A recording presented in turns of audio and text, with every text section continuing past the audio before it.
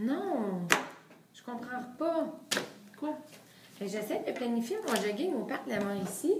Okay. Là, j'ai la carte. Puis c'est... Le trajet, il est en mètres. Puis? Ben, moi, je suis habituée de faire mon jogging en kilomètres. Fait que là, je peux pas... juste à convertir les mesures en mètres, en kilomètres. J'ai de la misère, je comprends pas vraiment. C'est super facile. Veux-tu que je te montre comment faire?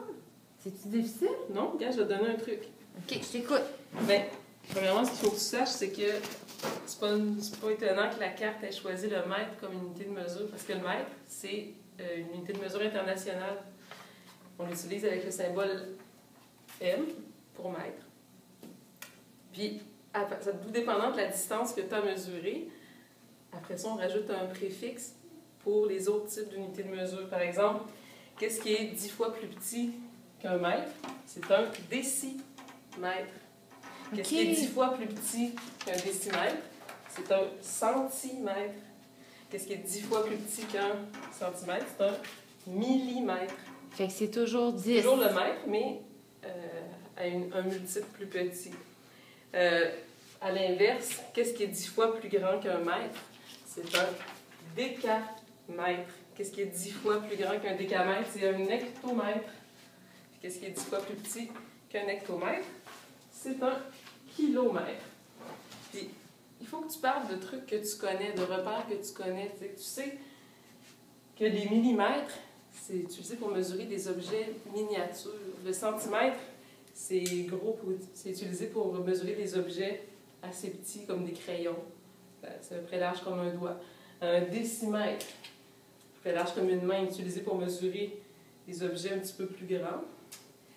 Le centimètre, le mètre plutôt, c'est à peu près large comme un cadre de porte. On l'utilise souvent dans les bâtiments pour mesurer les pièces ou des surfaces un petit peu plus grandes.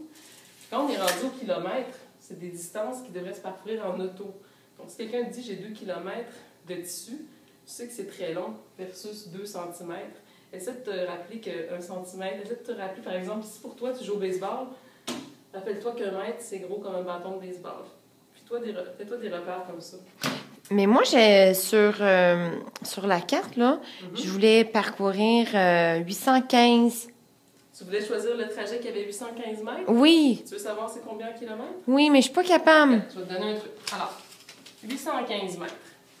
Tu vas le placer dans ton tableau ici. Tu vas te faire un tableau comme ça. Ça s'appelle un tableau de conversion. Puis tu vas placer les chiffres au bon endroit. Alors, 815 mètres. Tu vas le placer dans la colonne des mètres. Tu places dans 815, le chiffre des unités, c'est le 5.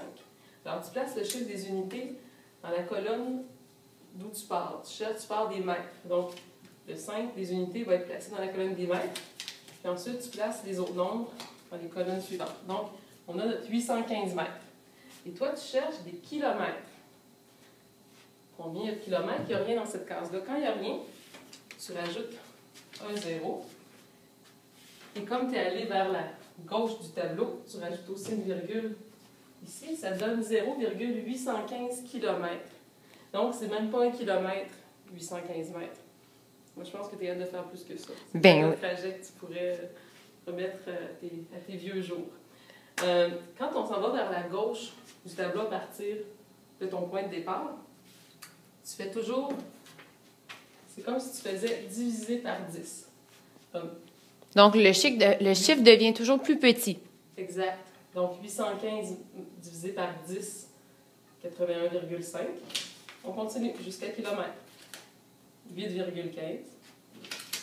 Et jusqu'à la fin, au kilomètre, 0,815.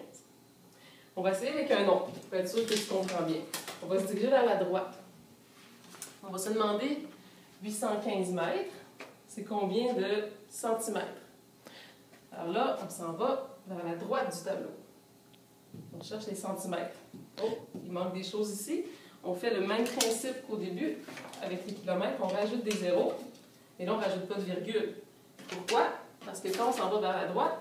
Donc, je multiplie par 10. C'est ça. Donc, ça va donner un plus grand chiffre. Donc, ça donne 81 500 cm. 85 500 cm dans 815 mètres.